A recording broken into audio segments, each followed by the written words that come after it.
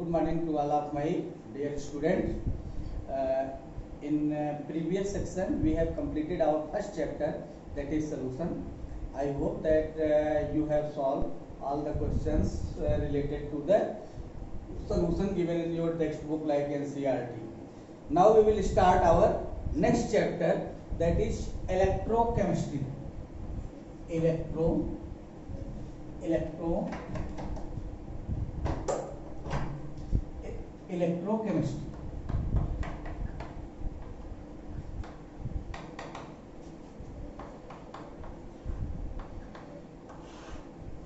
Electrochemistry ये next chapter अपना है। जैसे कि आप इसमें ये देख सकते हैं कि दो वर्ड हैं, electro means electrical energy, electro means what, electrical energy and chemistry is deals with chemical energy. मतलब नाम से ही क्लियर है कि relation of electrical energy and chemical energy. अगर हमसे ये कहा जाए what will be the definition of electrochemistry, electrochemistry is nothing, it is the branch of, you can write it also, this one is branch of physical chemistry in which we study about spontaneous conversion of chemical energy into electrical energy and non-spontaneous conversion into electrical energy into chemical energy is called as electrochemistry। मतलब कहने का कि हम लोग इसमें क्या पढ़ेंगे कि केमिकल एनर्जी को इलेक्ट्रिकल एनर्जी में कन्वर्ट करना स्पॉन्टेनियसली मतलब कि there will be no any requirement of external energy to perform this conversion. मतलब केमिकल एनर्जी किसमें कन्वर्ट हो जाए, इलेक्ट्रिकल एनर्जी में, या फिर इलेक्ट्रिकल एनर्जी कन्वर्ट हो जाए किसमें, केमिकल एनर्जी। तो ऐसी चीजों की स्टडी जिसमें हम लोग करते हैं, that one is called as electrochemistry. अब देखिए हमने यहाँ दो चीजें यूज किया है, केमिकल एनर्जी का इलेक्ट्रिकल एनर्जी में conversion, that conversion will be spontaneous, in that case the value of del G will be less than zero. Less than zero मतलब डेल जी की वैल्यू क्या होगी, नेगेटिव। अगर प्रोसेस स्पॉन्टेनियस होता है, 11th क्लास में हमने आपको बताया था, for spontaneous process the value of del G is negative. Del G is what, gives free energy change.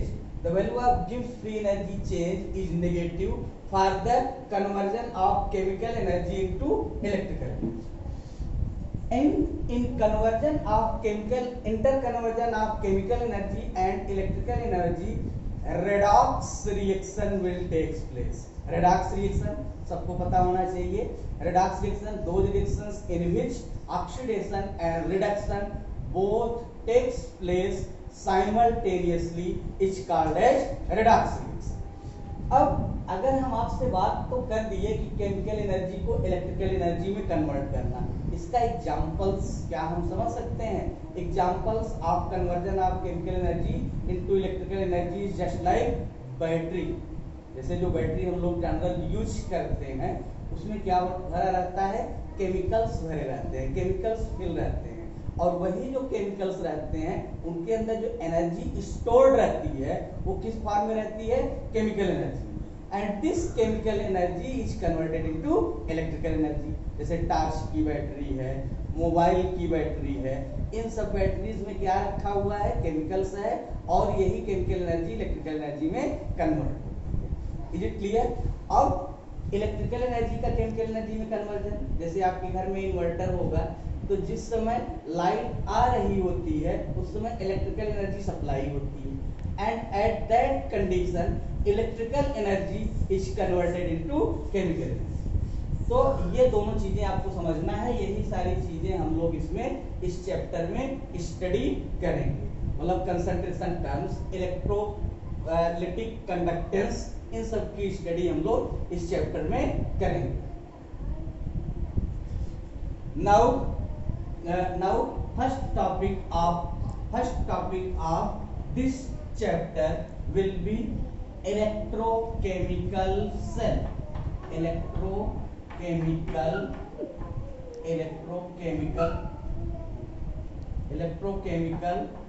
Cell,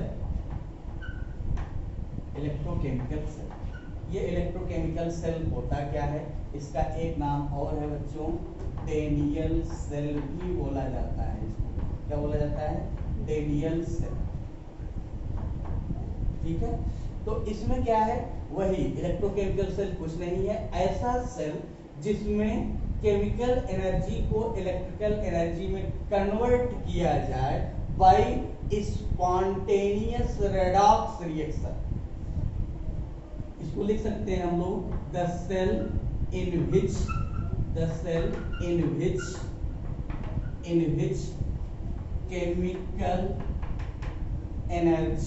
chemical energy is converted into electrical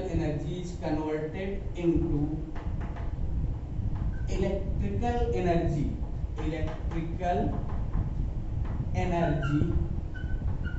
by spontaneous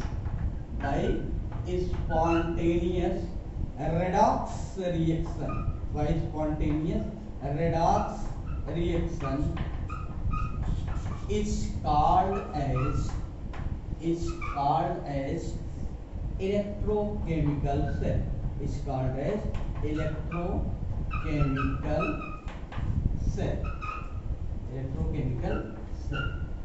The value of del G will be less than 0 for this cell. Value of del G will be less than 0 for this cell. तो कुछ नहीं है, electrochemical cell एकदम simple सा है कि जिसमें chemical energy को हम लोग इलेक्ट्रिकल एनर्जी में कन्वर्ट करते हैं। और यही प्रिंसिपल जितने भी तरह की बैटरी हम लोग देखते हैं, पढ़ते हैं, यूज करते हैं, सारी की सारी बैटरी का जो कंसेप्ट है वो इसी बेस पे। Is it clear? Now we will discuss next thing. Now we will discuss how the scientist think about the invention of battery. मतलब साइंटिस्ट के दिमाग में बैटरी को इन्वेस्टिगेट करने का ख्याल कैसे आया, कैसे सोचे कि बैटरी को बनाना चाहिए। तो सबसे पहले एक छोटा सा एक्सपेरिमेंट की हम बात करें। साइंटिस्ट लैब में थे, उन्होंने एक छोटा सा एक्सपेरिमेंट किया। This experiment was as follows. उन्होंने एक बीकर लिया, बीकर सब लोगों को पता है, एक ऐसे बीकर था, बीकर लिया उन्होंने, उसमें कॉपर सल्फेट का सलूशन कॉपर सल्फेट का सलूशन, सब लोगों ने 11th क्लास में कॉपर सल्फेट साल्ट का टेस्ट किया था। तो कॉपर सल्फेट सलूशन किस कलर का होता है बच्चों? ब्लू कलर का। ठीक है, तो कॉपर सल्फेट का सलूशन लिया and in the solution of copper sulfate he dipped zinc rod. उन्होंने क्या किया? जिंक राड को डिप किया इसमें, जिंक की राड को डिप किया। ये किस कलर की होती है जिंक की राड? व्हाइट कलर की होती है, सभी को पता है। जिंक राड को डिप किया किसमें? कॉपर सल्फेट के solution. After dipping zinc rod, you can note it, after dipping zinc rod into copper sulfate solution, the following observation were seen. Zinc की राड को कॉपर सल्फेट के solution में dip करने के बाद फॉलोइंग ऑब्जर्वेशन देखने को मिले। कौन कौन से वो ऑब्जर्वेशन थे? First observation, the rod of zinc get thinner. Zinc की राड क्या होना शुरू कर दी? पतली होना शुरू की। The rod of zinc get thinner. Second observation क्या मिला? जिंक की राड पतली होनी शुरू हुई। Second observation, the colour of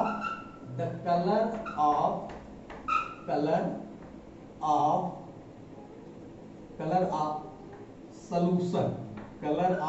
कौन से सॉल्यूशन? कॉपर सल्फेट के सॉल्यूशन का जो कलर था, colour of solution fades down. जो कॉपर सल्फेट का सॉल्यूशन का कलर था वो फेड होने लगा। फेड होने का मतलब कि थोड़ा सा डिसअपीयर होने लगा, जितना गाढ़ा पहले था अब नहीं रह गया। After dipping the zinc rod.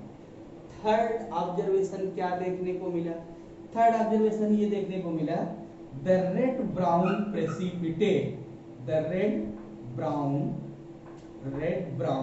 Precipitate, red brown precipitate was obtained at the bottom of container, at the bottom of container. ठीक है। थर्ड ऑब्जर्वेशन ये देखने को मिला कि रेड ब्राउन प्रेसिपिटेट जो है कंटेनर के बॉटम पे हमें देखने को मिला। फोर्थ ऑब्जर्वेशन,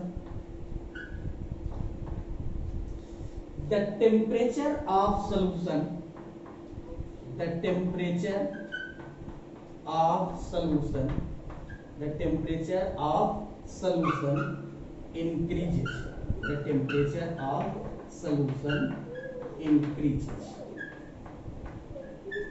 तो फोर्थ ऑब्जर्वेशन ये मिला, the temperature of solution increases. मतलब ये चार ऑब्जर्वेशन देखने को मिले।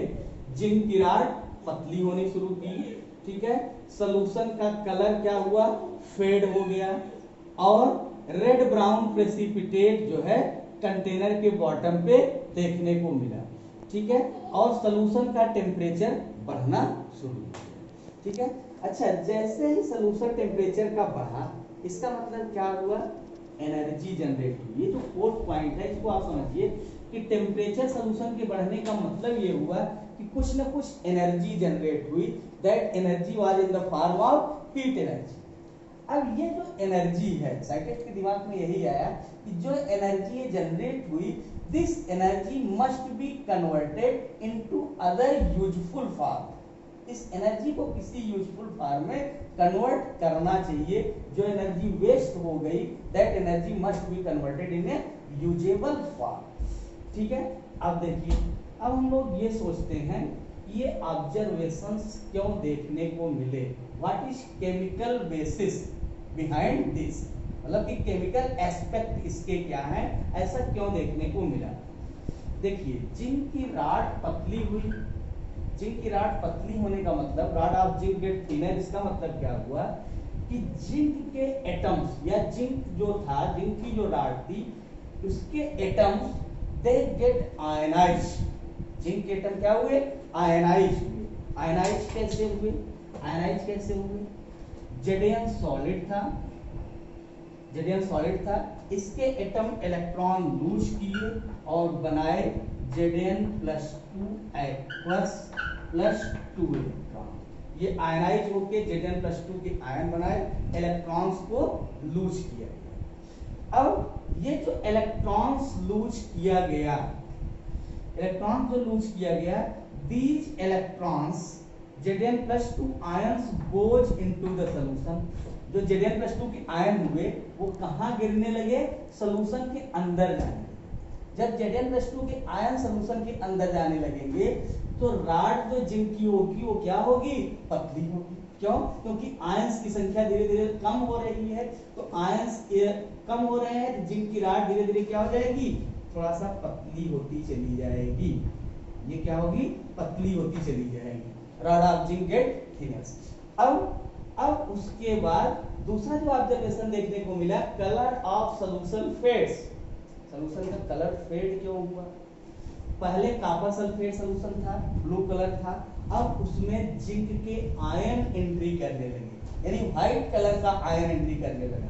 ब्लू कलर में जब व्हाइट मिलेगा, ब्लू कलर अगर है उसमें व्हाइट अगर कोई सब्सटेंस ऐड होने लगेगा तो जो ब्लू वाला कलर होगा वो क्या होगा, फेड होना शुरू हो जाएगा।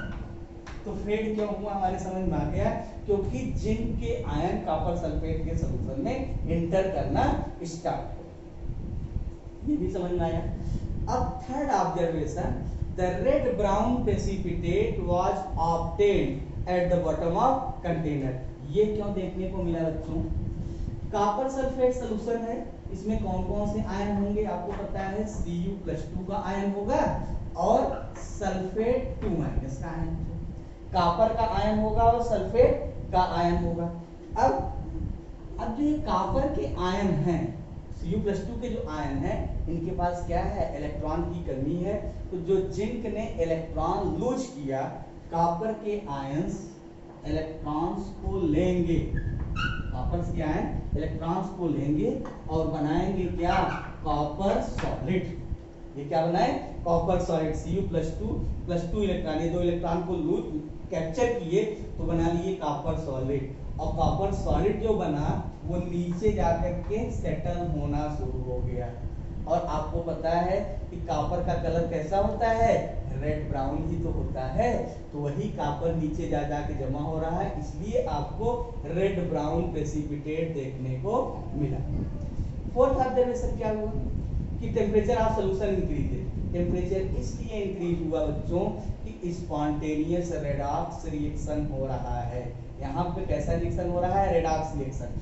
जिंक ने इलेक्ट्रॉन को लूज किया तो क्या हुआ, ऑक्सीडेशन। कॉपर आयन ने इलेक्ट्रॉन को लिया तो क्या हुआ, रिडक्शन। इन दोनों रिएक्शंस की वजह से एक एनर्जी जनरेट हुई, that energy increases the temperature of solution. Is it clear?